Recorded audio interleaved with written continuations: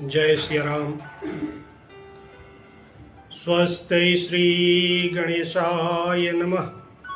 स्वस्ति श्री सरस्वत्यै नमः। राम कथा रस रसिक प्रभु शंभुनाथ हनुमान।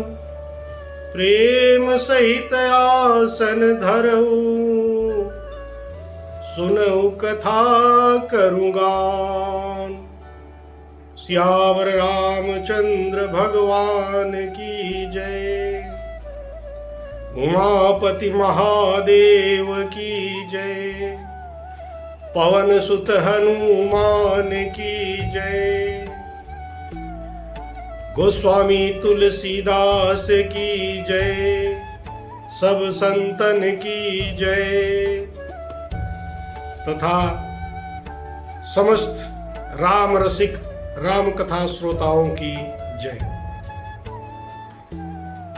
इसके पूर्व के एपिसोड में राम कथा की चर्चा के तहत हम लोग राम कथा महिमा का श्रवण किए थे। उसी तारतम्य को आगे बढ़ाते हुए कथा गोस्वामी तुलसीदास जी जब कह रहे हैं तो वो पहले घाट पर हमने बताया था आपको कि इस राम कथा के 4 घाट हैं। प्रथम घाट पर गोस्वामी तुलसीदास स्वयं कथा सुना रहे हैं। काशी के 80 घाट पर श्रोता तमाम संतजन हैं, या यूं कहिए कि गंगा मैया की धारा है। अपनी कथा को आगे बढ़ाते हुए गोस्वामी जी इस खंड में सीधे उठा करके कथा को रखते हैं दूसरे घाट पर। दूसरा घाट है कर्मकांड घाट। इस कर्मकांड घाट पर याज्ञवल्क्य जी कथा कहेंगे और भरद्वाज मुनि कथा का श्रवण करेंगे। ये कथा प्रयागराज में होगी।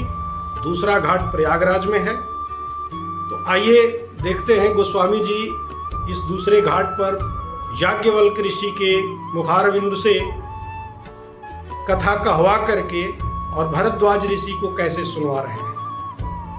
ये कथा तब होती है, प्रत्येक वर्ष प्रयागराज में माघ महीने में मेला लगता है, त्रिवेणी स्नान किया जाता है, कुंभ का मेला लगता है। 1 महीने तमाम संत लोग आकर के वहां निवास करते हैं। सुबह सुबह जाकर त्रिवेणी जी में सब लोग स्नान करते हैं और अलग अलग अनेक संतों के आश्रम में बैठ करके रोज सुबह से शाम तक राम कथा की चर्चा पर चर्चा करते हैं। इसी क्रम में एक बार की बात है कि भरद्वाज ऋषि के आश्रम में यह कथा शुरू हुई। भरद्वाज ऋषि कौन है, क्या है, इसका वर्णन गोस्वामी जी करते हैं इस रामचरितमानस में और कहते हैं, भरद्वाज मुनि बसहि प्रयागा तिन्हि राम पदयति अनुरागा।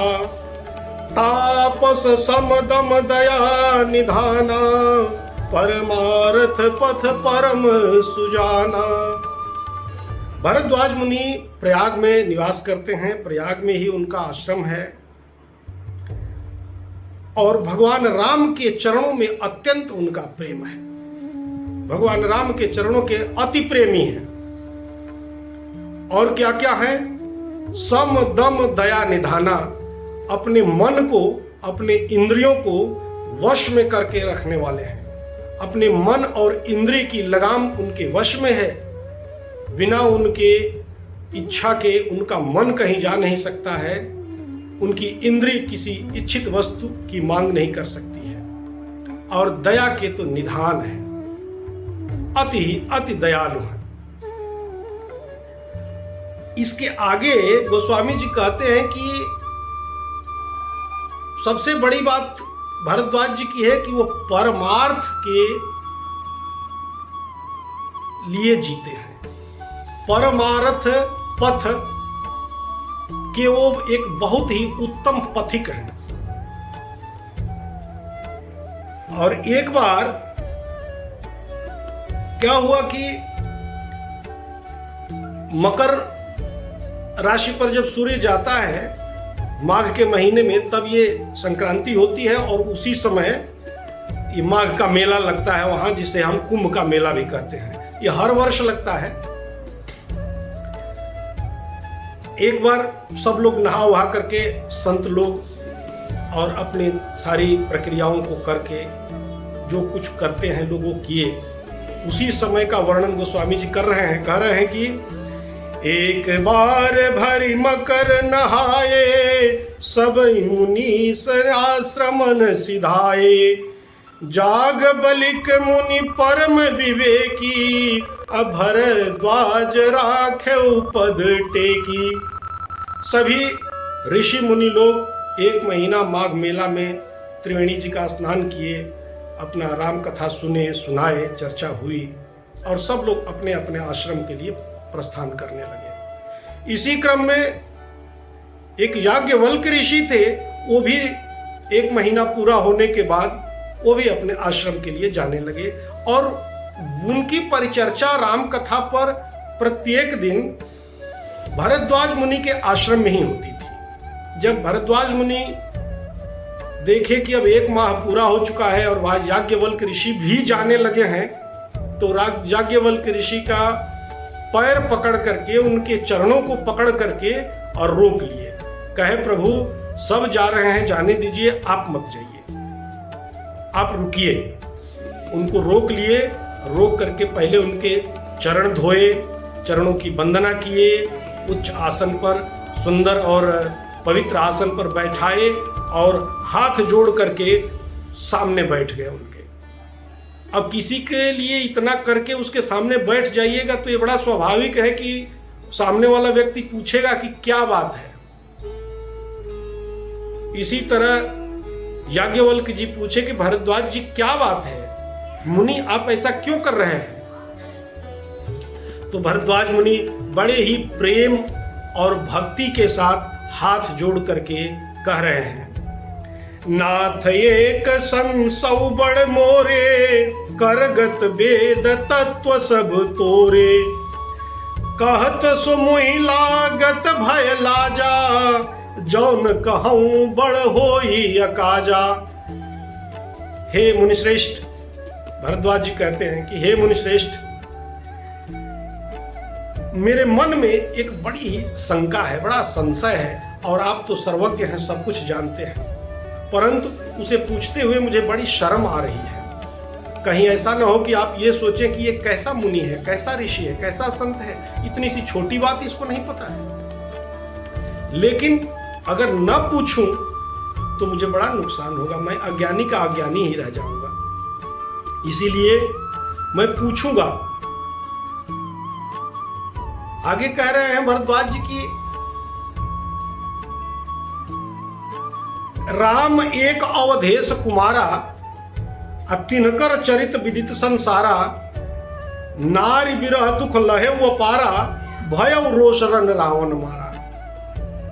प्रश्न उनका ये है कि राम कौन है? एक राम तो वो है जिनको दिन रात शंकर भगवान जपते हैं, एक राम वो है जो अयोध्या नरेश राजा दशरथ के ज्येष्ठ पुत्र हैं, उनके पत्नी का अपहरण हुआ था, अब क्रोध में अपहरण करने वाले को उन्होंने मार डाला। और यह कथा, दशरथ नंदन राम की यह कथा समस्त विश्व में विख्यात है। अब मेरे मन में संशय यह है कि क्या ये वही राम है दशरथ नंदन जिनको दिन रात शंकर भगवान जपते रहते हैं, या दशरथ नंदन राम कोई और है और भगवान शंकर जिस राम को जपते हैं वो भगवान कोई और है। प्रभु सोई राम की अपर को जाहि जपत त्रिपुरारी। आगे कह रहे हैं कि जिस भी प्रकार से मेरा यह भ्रम दूर हो, हे ऋषिवर, बड़ी अनुकंपा होगी अगर आप हमारी इस संशय को दूर करें।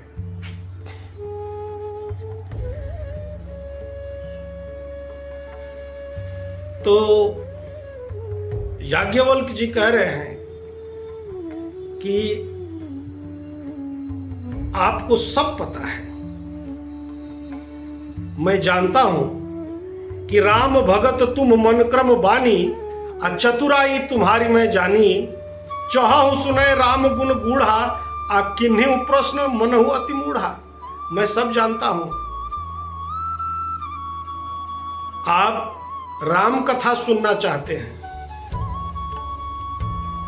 इसीलिए एकदम मूढ़ की तरह प्रश्न किए हैं कि दशरथ नंदन राम और शिव जी जिनका जाप करते हैं वो राम दोनों भिन्न है या एक ही है।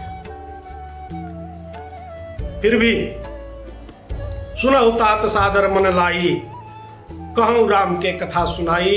ऐ तात फिर भी तुम सुनो, मन लगा करके सुनो, मैं कथा सुना रहा हूं। सूत्र देखिए, इसमें एक सूत्र छिपा हुआ है, मन लगा करके सुनिए। सिर्फ यहां बैठ जाने मात्र से, देख लेने मात्र से, पंडाल में आकर उपस्थिति दर्ज करा देने मात्र से राम कथा का श्रवण नहीं हो जाता है।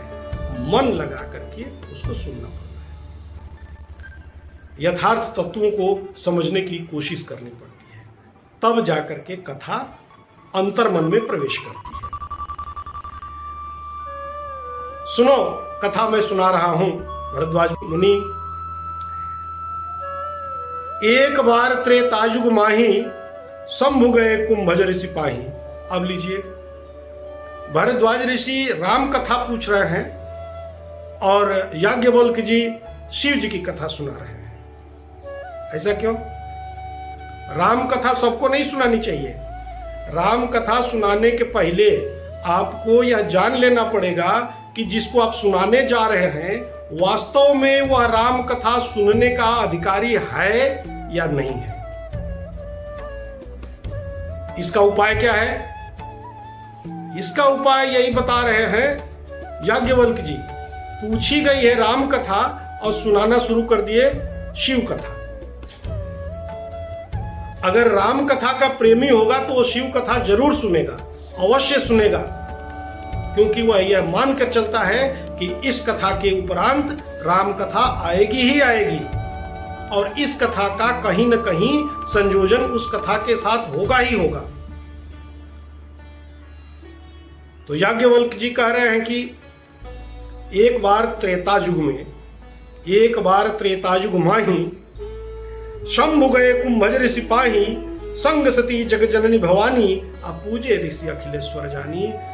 हे मुनि भरद्वाज, एक बार त्रेतायुग में भगवान शंकर जगत जननी भवानी के साथ कुंभज ऋषि के पास गए। अब कुंभज ऋषि के आश्रम की तथा इसके आगे की कथा का श्रवण हम अगले खंड में करेंगे। धन्यवाद। जय सिया राम।